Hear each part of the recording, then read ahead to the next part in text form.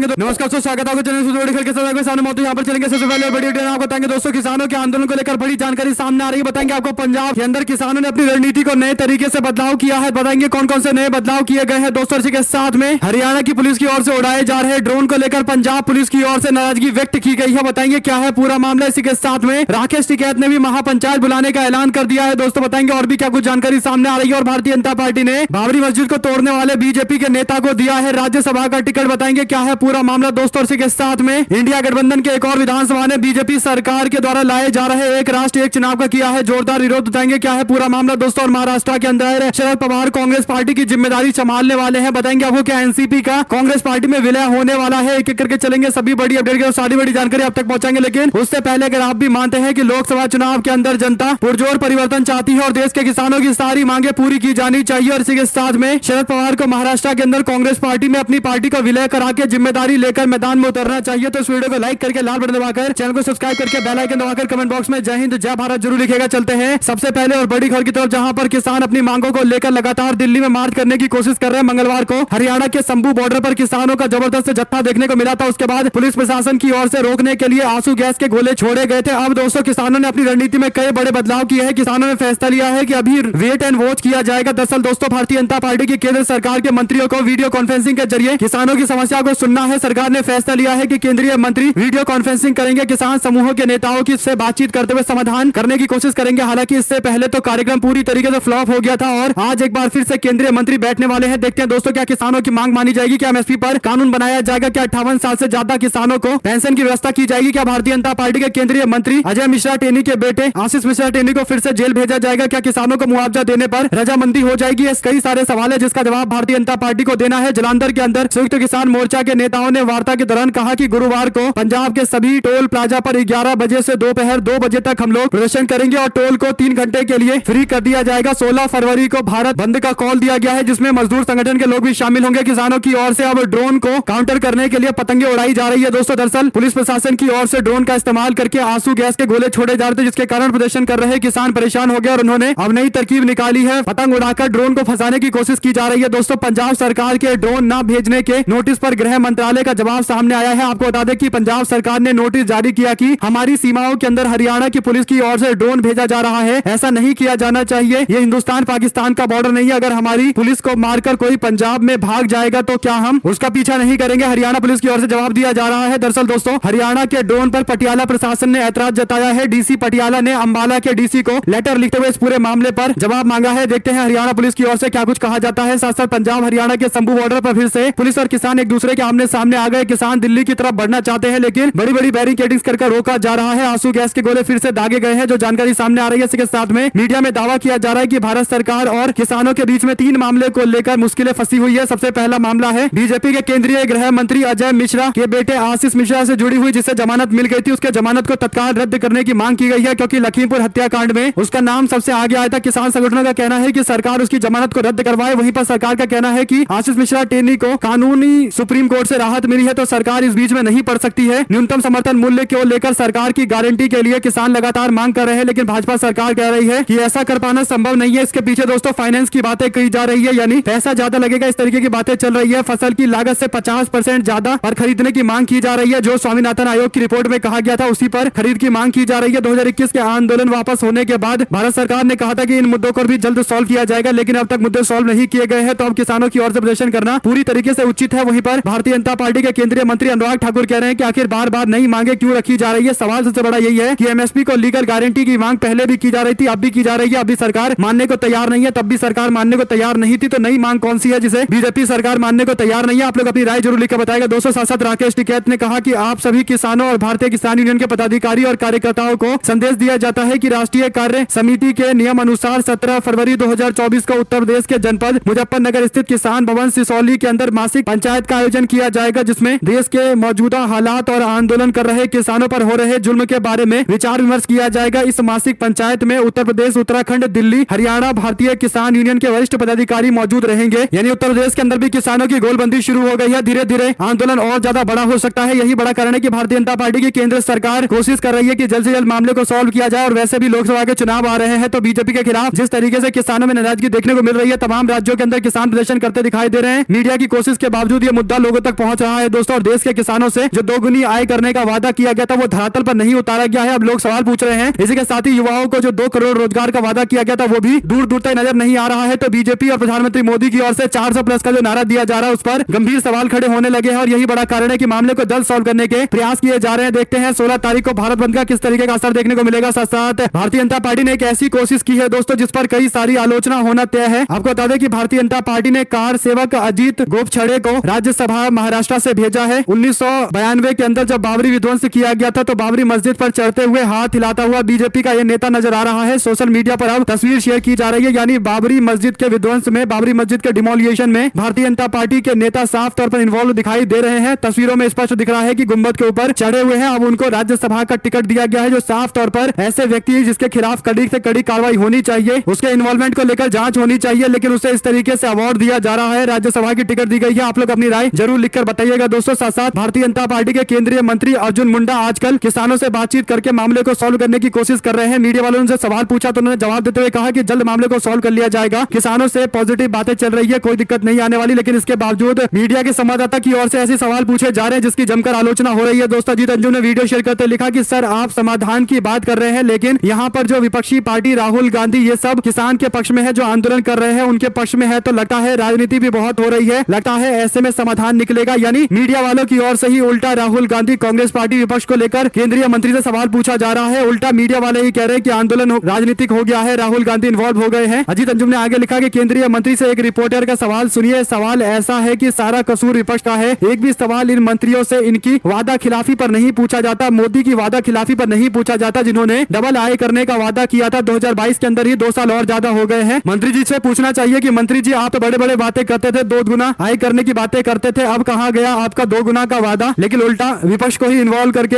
एक तरीके से केंद्रीय मंत्रियों से भी विपक्ष के खिलाफ टिप्पणियां करवाई जा रही है दोस्तों। आप लोग अपनी राय जो लेकर आएगा। साथ साथ तमिलनाडु विधानसभा में बुधवार को एक प्रस्ताव पारित किया गया है। केंद्र सरकार के द्वारा जो कमेटी बनाई गई है अमित शाह और देश के पूर्व प्रेसिडेंट के नेतृत्व में, उसमें एक देश एक राष्ट्र चुनाव को लेकर डिस्कशन चल रहा है। विधानसभा के अंदर तमिलनाडु में प्रस्ताव पारित किया गया जिसमें 2026 के बाद जनगणना के आधार पर निर्वाचन क्षेत्रों के परिसीमन की भी जमकर आलोचना की गई है। डीएमके के सहयोगी दल कांग्रेस पार्टी वीसीके, एमडीएमके और वाम दलों ने प्रस्ताव का समर्थन किया है। जब प्रस्ताव पर मतदान हुआ तो पीएमके के विधायक मौजूद नहीं रहे। मुख्यमंत्री एमके स्टालिन दोनों प्रस्ताव को पेश करते हुए कहते हैं कि संकल्प में कहा गया है कि प्रतिष्ठित सदन केंद्र सरकार के एक राष्ट्र एक चुनाव की नीति का पुरजोर तरीके से विरोध करती है, क्योंकि एक राष्ट्र एक चुनाव का सिद्धांत लोकतंत्र के आधार के खिलाफ है और अव्यवहारिक है, भारत के संविधान में निहित नहीं है। प्रस्ताव में कहा गया कि स्थानीय निकायों और राज्य विधानसभा के चुनाव भारत जैसे विशाल और विविधता पूर्वक देश में जन केंद्रित मुद्दों पर आधारित होने चाहिए। अलग अलग समय पर संसद में आयोजित की जा रही यह लोकतांत्रिक विकेंद्रीकरण के विचार के खिलाफ है। यानी अगर अलग अलग राज्यों के अंदर चुनाव कराए जाते हैं तो वहां के स्थानीय मुद्दों पर चुनाव लड़ा जाएगा, लेकिन जब अगर एक साथ एक देश एक चुनाव कराए जाएंगे तो लोकसभा के अंदर जो मुद्दा उठाया जाएगा उसी पर विधानसभा में भी वोट डल जाएंगे और एक नेता के चेहरे पर लोकसभा और विधानसभा का चुनाव बड़ी बड़ी पार्टियां लड़ देंगी और छोटी पार्टियों को नुकसान होगा। अगर आप भी मानते दोस्तों कि वन नेशन वन इलेक्शन का जिस तरीके से विरोध किया जा रहा है बिल्कुल सही है, तो अपनी राय जरूर लिखकर बताएगा। साथ साथ दोस्तों महाराष्ट्र की राजनीति में एक बार फिर से बड़ा उलटफेर होने की संभावना है। दिग्गज नेता शरद पवार बीजेपी को झटका देकर नई सियासी राह अपना सकते हैं। शरद पवार जिन्होंने कांग्रेस पार्टी को 90 के दशक में छोड़ दिया था, वापस से कांग्रेस पार्टी में अपनी पार्टी का विलय कराने जा सकते हैं। राजनीतिक गलियारों में चर्चा यह है कि शरद पवार अपनी नई बनी एनसीपी शरद चंद्र पवार का कांग्रेस पार्टी में विलय करा सकते हैं। खबर है कि एनसीपी शरद पवार गुट का कांग्रेस में विलय करा के जिम्मेदारी शरद पवार को दी जा सकती है। कुल मिलाकर दोस्तों अगर ऐसा होता है तो स्पष्ट तौर पर एनसीपी शरद चंद्र पवार जिनके पास अभी पार्टी का सिंबल भी नहीं है, उनके पास कांग्रेस पार्टी का सिंबल आ जाएगा और कांग्रेस पार्टी के सिंबल पर चुनाव लड़ेंगे और चेहरा शरद पवार का रहेगा। तो स्पष्ट तौर पर एनसीपी के वोटर आराम से कांग्रेस पार्टी में ट्रांसफर हो जाएंगे, वोट ट्रांसफर हो जाएंगे और यहीं पर महाविकास अघाड़ी गठबंधन के लिए अच्छी खबर सामने आ जाएगी। आप लोग अपनी राय जो लेकर आएगा। साथ साथ सपा के मुखिया अखिलेश यादव ने मध्य प्रदेश के सीएम मोहन यादव पर निशाना साधा है। अखिलेश यादव ने सोशल मीडिया पर मोहन यादव का एक वीडियो शेयर करते हुए लिखा कि कठपुतली तो सुना था, बदपुतली पहली बार देखा है। सपा के नेता ने लिखा कि जिनको ये ना मालूम हो कि कहना क्या है उनको क्या सुनना है। दरअसल भारतीय जनता पार्टी यादव बहुल्य क्षेत्र के अंदर अपने मध्य प्रदेश के मुख्यमंत्रियों से प्रचार करा रही है। दोस्तों इससे पहले बिहार के अंदर यदुवंशी समाज की ओर से आयोजित किए गए एक समारोह में पहुंचे थे भारतीय जनता पार्टी के मध्य प्रदेश के मुख्यमंत्री मोहन यादव। अब आजमगढ़ के अंदर प्रचार करने के लिए पहुंचे, जहां पर वीडियो में ये कहते सुनाई दे रहे हैं कि क्या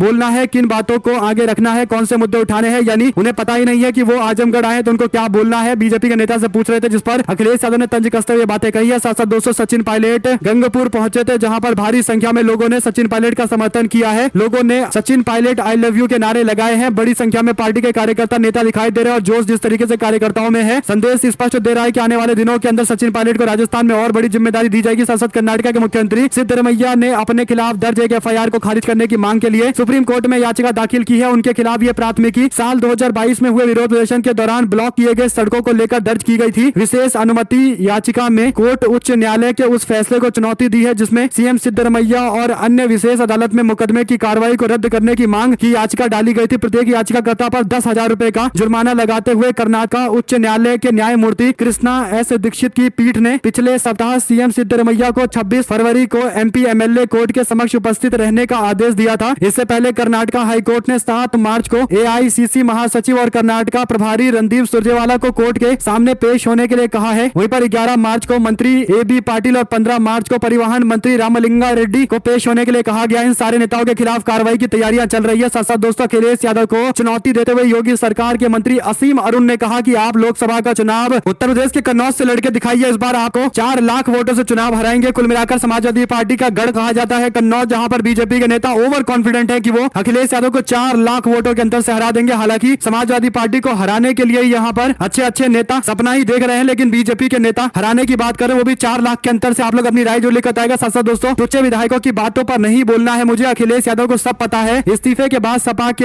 एमएलसी स्वामी प्रसाद मौर्य की एक टिप्पणी आई है। दरअसल स्वामी प्रसाद मौर्य ने अखिलेश यादव से कहा था कि वो राष्ट्रीय महासचिव होकर भी जो बयान देते हैं पार्टी उस बयान को ओन नहीं करती है, नहीं कहती है कि ये पार्टी का बयान है, ऐसा कह देती है कि उनके निजी विचार है। इस पर अब समाजवादी पार्टी के विधायक मनोज पांडे ने उनको मानसिक विक्षिप्त बताया था। इस पर टिप्पणी करते हुए जवाब देते हुए स्वामी प्रसाद मौर्य ने कहा कि मुझे टुच्चे विधायकों की बात पर नहीं बोलना है। मौर्य ने कहा कि मैं फिलहाल अखिलेश यादव को सारी बात बता चुका हूं। अखिलेश यादव सब कुछ जानते हैं कि मेरा किस और इशारा है और अखिलेश यादव ही निर्णय लेंगे कि क्या आगे आने वाले दिनों के अंदर करना है। साथ साथ पंजाब के किसानों ने अपनी मांगों को लेकर दिल्ली कूच करने का ऐलान किया था। मंगलवार को हजारों किसान शंभू बॉर्डर पर पहुंचे। अब किसानों को खालिस्तानी बताने के प्रयास किए जा रहे हैं। दोस्तों इस तरीके के प्रोग्राम चलाए जा रहे हैं। दावा किया जा रहा है कि खालिस्तानी एलिमेंट किसानों के आंदोलन में घुस आए हैं, जबकि किसानों ने कहा कि हमारा इनसे कोई लेना देना नहीं है, हम किसानों की शुद्ध मांग उठाने के लिए यहाँ पर आए हैं। जो मांगे हैं वो आपके सामने रख दी गई है, सरकार के सामने रख दी गई है, आप इसे मानिए, वरना हम लोग इसी तरीके से आंदोलन करते रहेंगे। खालिस्तान किसी भी एलिमेंट के साथ किसानों का कोई लेना देना नहीं है। अगर आप भी मानते हैं दोस्तों कि जानबूझकर खालिस्तान से जोड़कर मामले को आगे बढ़ाया जाता है, थ्योरियां रची जाती है, तो अपनी राय जरूर लिख कर बताएगा। और अगर आप भी किसानों की मांग का समर्थन करते हैं और मानते हैं कि देश के किसान एकदम खुशहाल होने चाहिए, इसी से देश आगे की ओर बढ़ेगा, तो अपनी राय जरूर लिख कर बताएगा। हमारे साथ लगातार जुड़े रहने के लिए आपसे दोस्तों भाइयों बहनों मित्रों का बहुत बहुत धन्यवाद। देख रहे थे आपका अपना चैनल जय हिंद जय भारत। बहुत बहुत धन्यवाद।